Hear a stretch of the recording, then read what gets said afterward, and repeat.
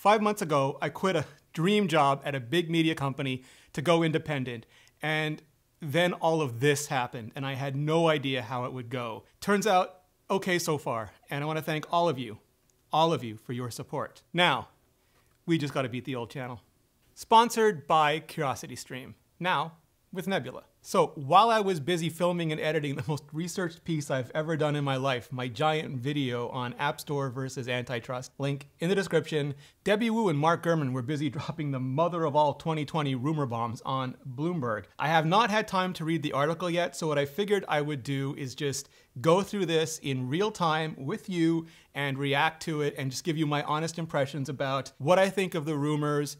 Not just whether or not they'll happen, but whether or not I think it's what Apple should be doing this year. That just makes me as happy as David Blaine's brother getting an autograph from MKBHD.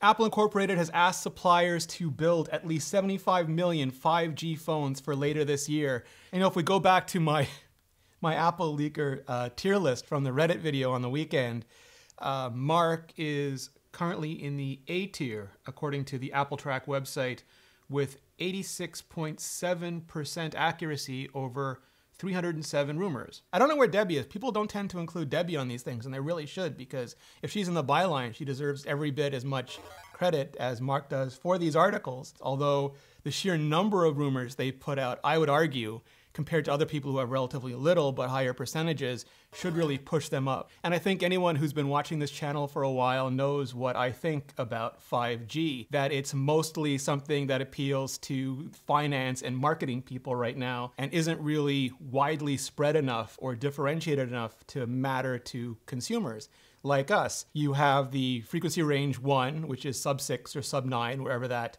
ends up playing out, and that's a little faster than LTE, up to 20% faster than LTE, and that is being built out. And I think, like my former colleague Daniel Bader said, it will end up delivering on the promise for LTE for more people, especially people in suburban and rural areas. But millimeter wave, to me, still hasn't proven itself as a viable consumer technology. That's the frequency range 2 version of it, and it could just end up to be something used in high density regions like stadiums and cities. Pundits were saying Apple was doomed for not including 5G in the iPhone 11, and I still don't think it's hugely important in the iPhone 12. Don't tell the carriers. The 4 new iPhones will be split into 2 basic and 2 high-end models. For the first time, will feature OLED displays with improved color and clarity. 5.4 inches, 2 6.1-inch models, and a whopping 6.7-inch model. And we've been hearing that rumor for a while, maybe a year, going back, I think, to Guomingqi, who's chilling in the B tier, according to Apple Track, with 76.4% over 106 rumors. And it just makes a ton of sense to me, especially the smaller model on the lowest end, because we've seen before that when Apple can do things like fusing a smaller model with a less expensive model and attract both of those markets, it ends up being really successful to them, because people always want a less expensive iPhone, but a lot of people just really deep in their hearts love the smaller iPhones. And going bigger in a time when you can both extract more premium prices, you can test the upper limits, the price elasticity, but also cater to people who use their phones as primary computers, who can just never get a big enough display. I think that's also smart. It also fuses 2 ends of the market. All the smartphones will have updated designs with squared edges, similar to the iPad Pro. And again, that's a long-standing rumor. We've heard that for a long time. When Apple introduced the new iPad Pro, I think it hit all of us in our nostalgia spots, and we just wanted everything to look like the iPhone 5. And rumor has it the lower end ones, the iPhone 12 proper, will be sort of very much like the iPhone 5 with the aluminum edges, while the higher end, the Pro models, will have steel edges, so maybe more reminiscent of the iPhone 4 series, which is just beloved. Beloved in like a retro future Leica Braun industrial design sense of the word. At least the larger of the Pro phones will have the same LiDAR camera as on the latest iPad Pro, and there's been sort of mixed reactions to this. This has been a long-standing rumor as well. It's that Apple was working on this technology for the phones. If it only makes it into the larger of the Pro, I'll be a little disappointed because I like it when the models are consistent. So when one of them has a better camera at the larger size, I feel like I'm sort of forced to go big. But I also am more excited about LiDAR on the phone than I am on the iPad. And I still believe the iPad was sort of like the developer hardware. It was really there to test out LiDAR for upcoming iPhones and upcoming other future face-mounted wearable products. But when you do put it on a phone, you sort of get that AR camera we've been hearing rumors about for a long time. And not in terms of like augmented reality like Pokemon Go, but in terms of having something like the True Depth camera on the other side that doesn't have the density of displays of dots that it's throwing out there, but it can go way further. It can go through the room and through a good distance outdoors. And that can be used for everything. I mean, on a basic level, like better focus, better depth effects. But also, I'm hoping we start getting into the era of mobile virtual set design, the way that Industrial Lights and Magic has been doing it with Mandalorian. Obviously not on that scale, but I think once you can start understanding and ingesting the physical world around you, you can start modifying that. And that's sort of hella exciting. Debbie and Mark also say that it's going to come in a dark blue color, which is something that was rumored a long time ago by Max Weinbach, who's currently listed by Apple Track at 39.1%. Hard D tier, at least for Apple rumors. He's got a way better track record for Samsung rumors, but this is looking accurate. I still wish Apple was a little bit more, or a little bit less conservative on the Pro models with the colors. They do full-on nanochromatic ranges on the standard, on the iPhone XR, on the iPhone 11, but still only like one variant, or I guess two now because gold and midnight green with the 11, and presumably gold and dark blue with the 12. But I wish they would strut. I wish they would let their industrial design materials team just strut a little bit more with a product red or with something that's just a little bit more exciting, because pros want to be exciting too. Next up is an iPad Air with an edge-to-edge iPad Pro screen, and we've heard this rumored before as well. Some of the rumors suggesting that it comes with Touch ID in the power button instead of Face ID, instead of in-screen Touch ID. And that'll certainly be interesting because I think as Apple adds more and more layers of differentiation to the iPad Pro lineup, it makes sense for them to push previous differentiations down. So like it probably won't have ProMotion, certainly won't have LiDAR, and who knows what the next iPad Pro will have, 5G, mini LED display. So as that sort of frees up these technologies, moving them down and just adding extra value to the iPad Air just, again, makes the kind of sense it does. But, you know, jump into the comments and let me know what you want to see. Next up is the new Apple Watch lineup, and that's going to include a successor to the Apple Watch Series 5, and I did a whole video on the rumors surrounding that earlier this week, so link in the description for that, and a replacement for the Series 3, which people are calling the Apple Watch SE, and I just love that idea. I think, you know, Apple doesn't really have to worry about year-over-year upgrades. I know some people, they do this with the iPhone and with the Apple Watch, and it seems like so many tech reviewers are just so concerned about year-over-year upgrades. And I get it because they get all these review devices, and for them, they're literally going from generation to generation. But most people buy a phone and use it for 2 to 4 years. And so what they're looking at is the multi-generational leaps forward, going from an iPhone 6S to an iPhone 11 or an iPhone 7 to an iPhone 12. And with Apple Watch, it's not near saturation at all like the phone market is. Most people still don't have a smartwatch at all. So the market is really getting new people in. And I think the compelling features will certainly do that on the higher end, things like sleep tracking and pulse oximeters and other features like that, longer battery life, whatever it is. But having an Apple Watch SE, just building on the momentum of that really entry-level Apple Watch 3 from last year is great because it'll just be more affordable to more people and help get them the benefits of the Apple Watch. And an Apple Watch SE, I think, could deliver every bit like that. Now, Debbie and Mark don't give a date for the Apple Watch release, but Maka Takara, a solid C on the tier list with 67.7% by Apple Track over 35 rumors. It says that it's going to be coming in October. The Apple Watch Series 6 will be coming alongside the iPhone 12 in late October.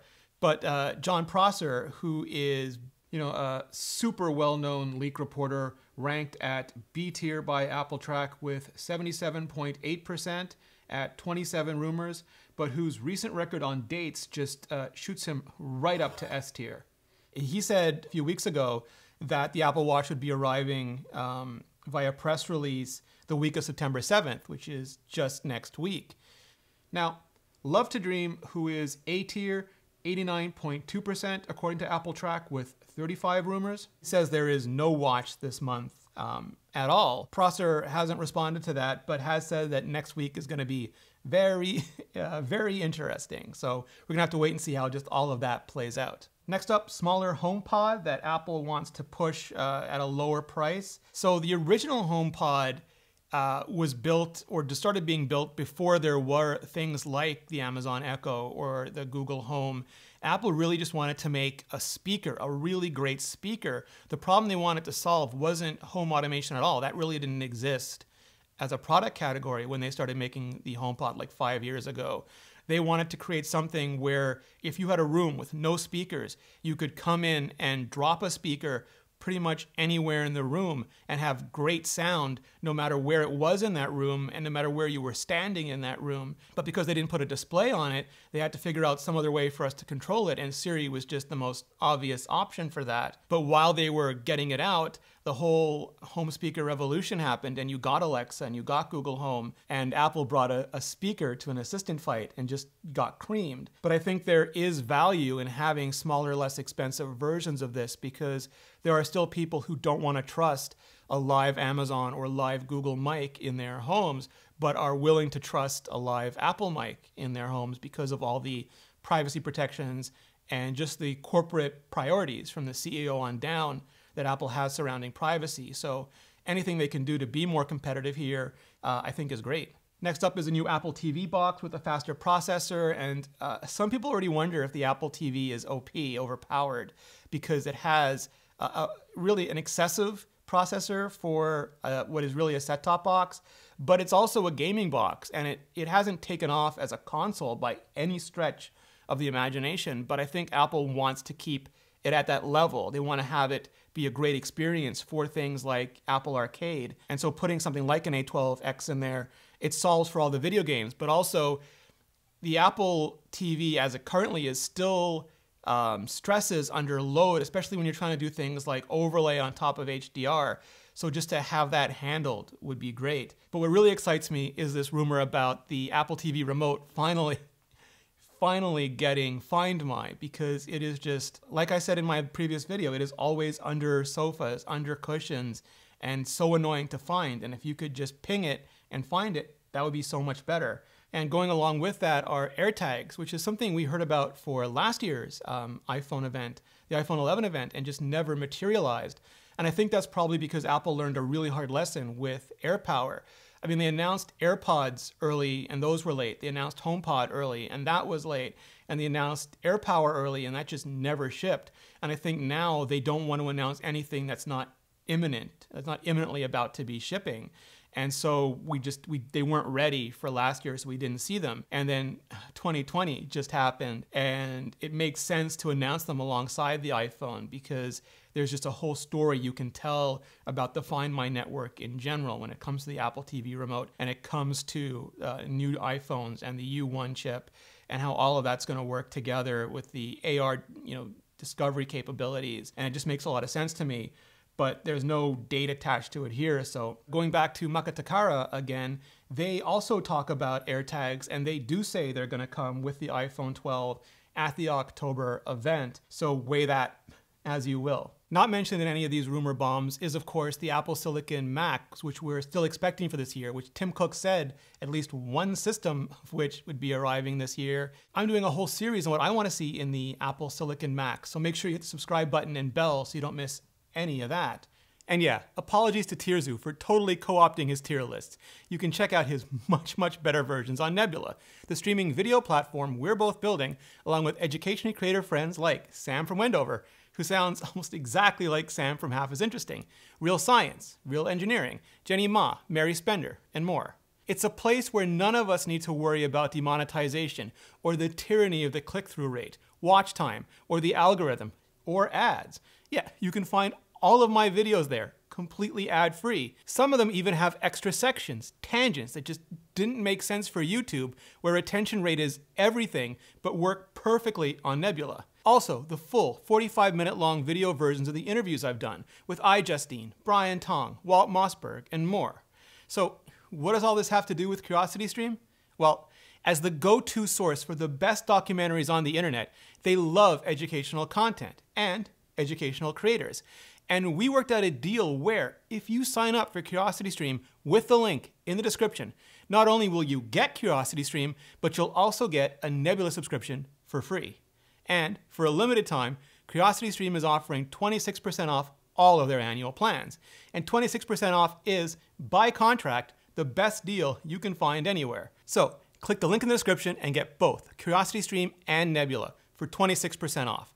Or you can go to curiositystream.com/Rene Ritchie. It's a great way to support this channel and educational content directly for just $14.79 per year. Just click on the link in the description or go to curiositystream.com/Rene Ritchie. And clicking on the link really helps this channel. For much, much more on all of the new products coming our way this fall, just check out this playlist right here. iPhones, Apple Watches, Apple Silicon, and more. Just click on this playlist, and I'll see you next video.